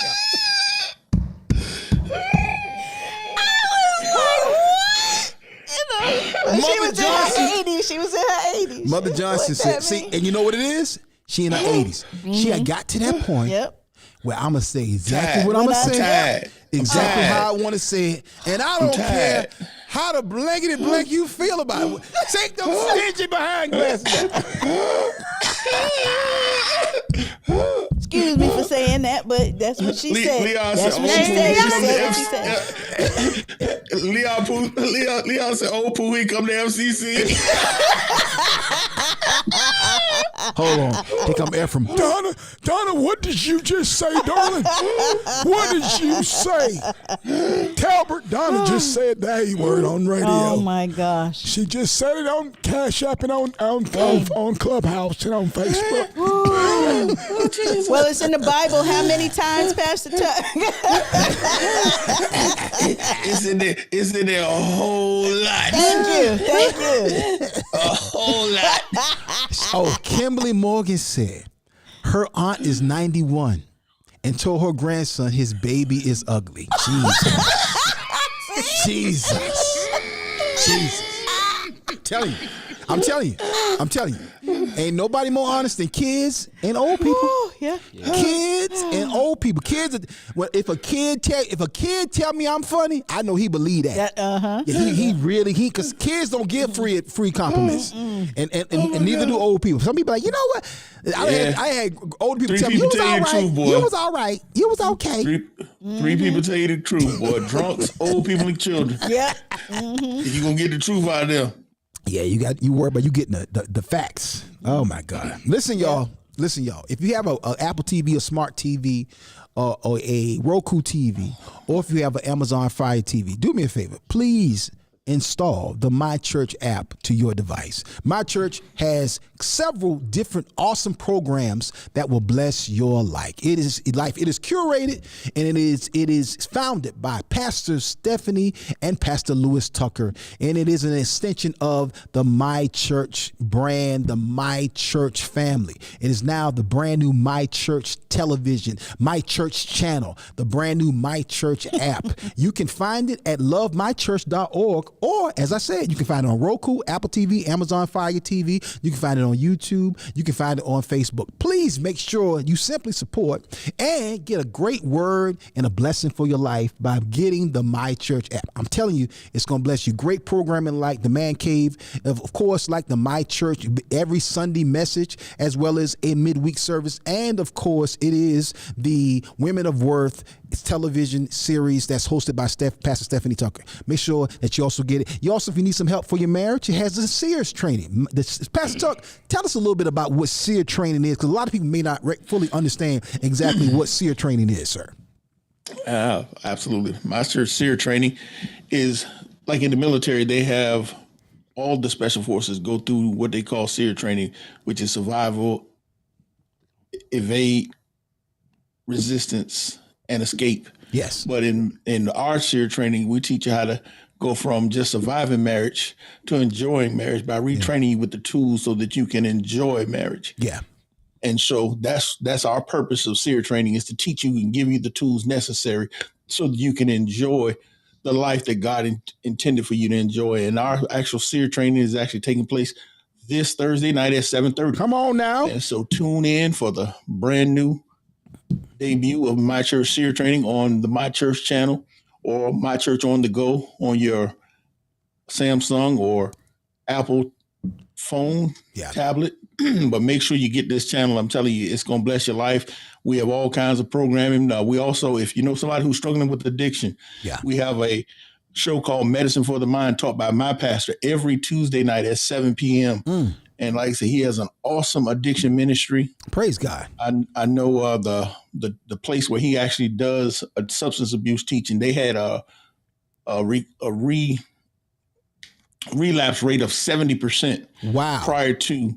And when he started teaching, their relapse rate went down to 40%. Wow. Because he's teaching them biblical principles. And this was something that God said that the world needs this. And so that's why we're putting stuff like this out on this platform. Amen. Especially, and just like the Akintunde show, like I said, something that the body needs. The Bible says that laughter is like good medicine. Yes, So sir. we want you to have all the tools you need to be a better believer, so that you can grow and be all God wants you to be. And so we want all it to be in the same place so that you don't have to look for it. You don't have to look for it, y'all, but you do have to download that app. Get it on, whether you the Samsung TV app, Amazon Fire TV, Apple TV, or the Roku TV. Of course, Roku is the big dog out there, and that puts the My Church channel in over 200 million homes. Make sure that you get more information about the brand new, all new My Church channel. I did not know that you had the addiction show. That's great. You know what? I would love for y'all to do it. I'm just literally, like off the top producing. I would love for you to do something live, where there's some interactive, and maybe that needs to be a closed room. I don't know, a closed program but I mean, I just think it would bless so many people, and because again, as a person who was once addicted to pornography, and it's a real addiction. Because if you play around with it, it'll come back. And I always say the longer you stay away from it, the easier it is. It becomes to stay away from it. I haven't watched any porn in many years. And I give God praise. I'm definitely not bragging about it. But for years, I went back and forth. I would fall off the wagon and be back on it. Man, I'm so glad to know that y'all have that ministry. Again, that's the brand new My Church channel. And make sure that y'all download and get this app and get that into your life, family. Listen, y'all, we are out of time. We got to get up out of here. Ashley Bailey said, one time my 100-year-old great aunt said that someone's breath smelled like an open rebuke. Oh, God. Hold on. I got to stop the music. Oh, my God.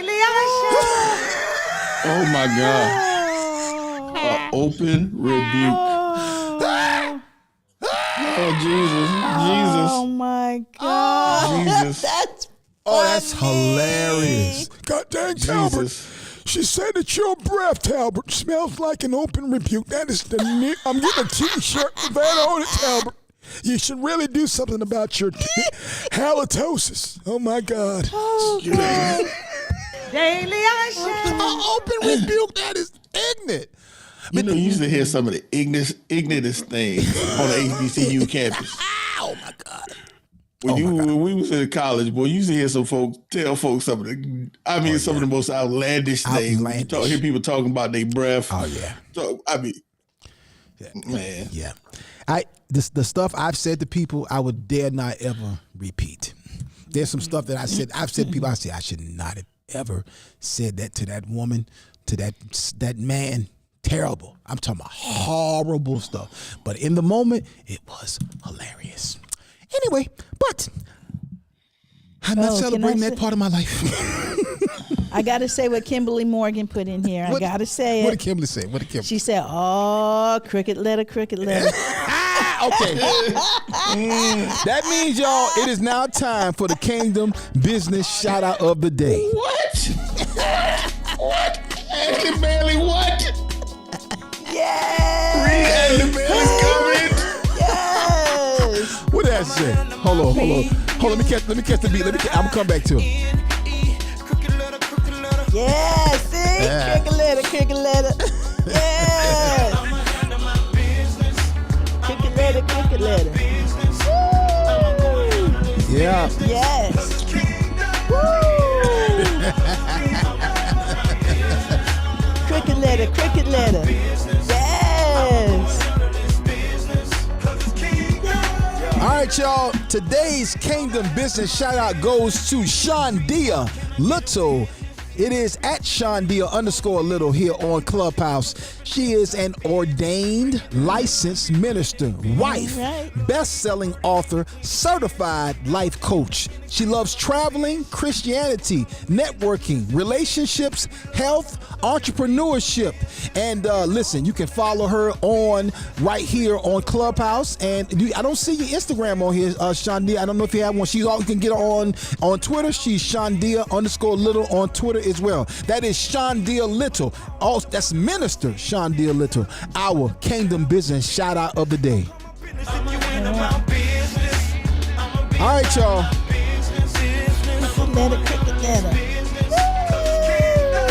All right, y'all. Listen. That's our Kingdom Business shout out of the day. Y'all make sure y'all follow Minister Shondia Little.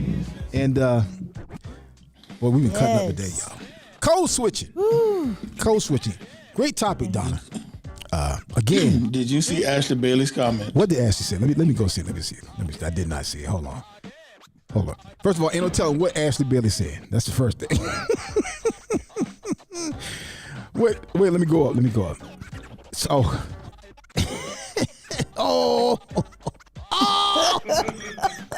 A goat road? You know how long a goat road is? No, I don't. How long is a goat road?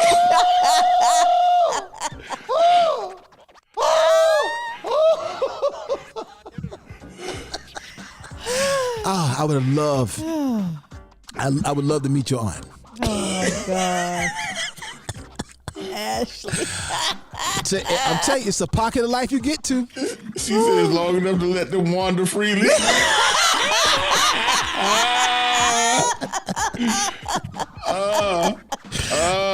Good one. Send your emails to ashleybailey@gmail.com.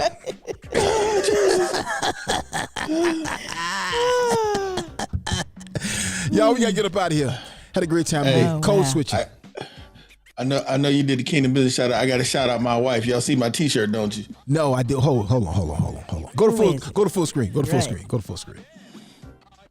Hold on. Stop the music. Go to full screen. Okay. I do my thing in action. What is that? It's a flying. If you don't know what that is, I'm gonna take your black card again. Oh Lord, I don't. I can't see the bottom of it. You don't see the man. You don't know who that is. Who is that? Take Ox black card right now. Who is that? Right now. Donna, do you know who that is? I'm trying to see it. First, I thought it was Scooby Doo, and then I was like, "That's not Scooby Doo." Who is I don't that? know who that. I can't see who that is. Okay, okay. Oh, it's a black superhero. He moved the chain as though that So helped that's me out. the Thank chin. you, Pastor, for Yeah. moving the chain. So I somebody in Clubhouse, if y'all watching, y'all tell Ak who that is. What show is this? What cartoon is this? Jaleel, do you know what that is? We taking Ox black card again. I think this is some obscure show that Pastor Tucker has watched all these years. Is it from Schoolhouse Rock? It's not. Thank you, Jaleel. It is. Thank you, Okay. Jaleel. I knew I wasn't crazy. Because the art style, the art style. That's why Jaleel is my favorite war now. Thank you, Jaleel. Who is that? Schoolhouse Rock. Who is that? Schoolhouse Rock is great. What character in Verb? Schoolhouse Rock. You've never seen Schoolhouse Rock? Multiplication 3 is a magic number. Yes, it is. Okay, all of that I remember. I don't. This was the first black superhero you ever saw in life. Okay. Wow. Pastor Tuck. Even before Robert Townsend? That is something that your engineering mathematical mind stored in your brain. That is not common amongst the African American experience. I'm gonna send you the video, and when you see it, I'm gonna send it to you and Donna, and I'm gonna tell you right now, we pulling your black card for this because every black kid that grew up in the 70s know this. Let me tell you something. I guarantee everybody on Facebook, Facebook is right confused. here in Clubhouse. Kimberly Morgan, Grammar Rock, Celeste King, Schoolhouse Rock. Yes. What are you talking about? Okay. What are you talking about? The lowest viewed episode. LOL.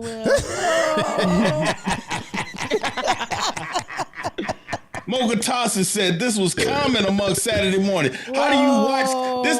Came on in between every Saturday morning cartoon. Yeah, it did. But I don't remember the character. It's not like it was the Harlem Globetrotters. It's not like it was the Smurfs. This is the first black superhero we ever saw. Oh my God. Conjunction function. Okay, y'all. Conjunction junction. I know that song too. What's your function? I know that song too. I couldn't tell you who sung it. Okay. See, Yeah. no. Your black card is revoked. Nobody Your else. black card is revoked. I guarantee you, less than 10% of people on Clubhouse or Facebook, YouTube, or everywhere else we watching this or consuming this content knows exactly who that is. I can guarantee. That's a lie. I guarantee you. I guarantee you. I guarantee I can send it. I guarantee you can send this to Jason. I guarantee Jason knows this, and Jason younger than you. I guarantee Jason is. I guarantee you. Jason is 6 years younger than me. I guarantee you don't know who that is. I guarantee you do. I bet you don't.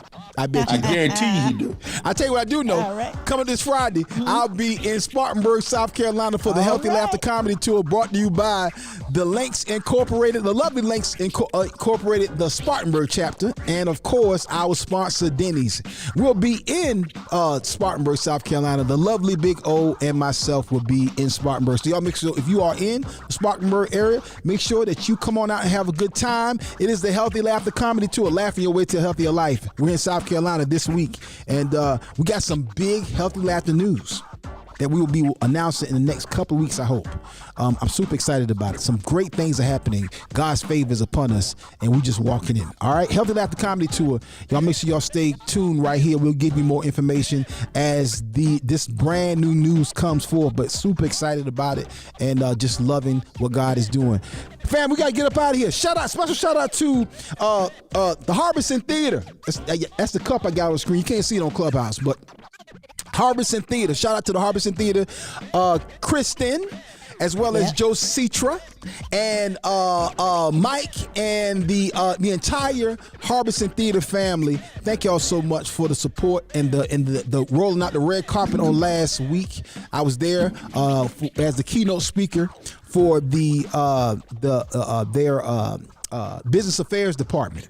The business affairs department had their annual meeting, their camp, if you allow me to say, their workshop, and I was the keynote speaker. Had a great time. It let me go for an hour and a half, which is not usually. I usually don't have that much time. People usually give me 45 minutes or maybe right at about an hour. I gave me 90 minutes. So praise God. Shout out again to Midlands Technical College and the Harbison Theater family. Had a great time. Eunice and myself and Tristan. Tristan was there. Tristan had a good time eating. We ate real good. They fed us real good. Again, thank y'all so much. If you ever want to get more information about either my attitude workshops or my speakers tour, you can log on to IamAkintunde.com. That's IamAkintunde.com. Listen, y'all, Jason will be with us on Thursday. Tuesday is his administrative day, so it's a lot harder for Jason to be with us on Tuesday because he is a full-time pastor now with a full staff and a team. So Tuesday is his day to meet with this team and do more of the administrative duties. So definitely we understand, and we'll see Jason on Thursday. All right, y'all. We about to get up out of here. Hey, I got to close out music. Yes, sir. Go ahead. Oh Lord. Here we go. Here it come. I know this. I knew it. I did my thing in action. He has to educate you. To be, to see, to feel, to live. And you don't know that? Yeah, I also know that Facebook is gonna stop the feed. Facebook gonna be like, and YouTube gonna stop the feed. Yep. That's where I find satisfaction. Look at the comments. Everybody know this. To search, to find, to have, to hold. When I use my imagination, I think I'll plot out. 11:59. We got another room coming up. We gotta get up out of here. All right.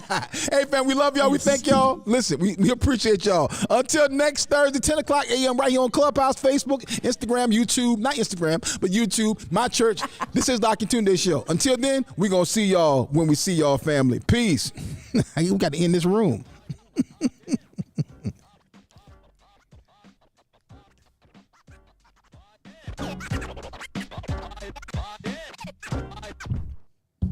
Stop walking in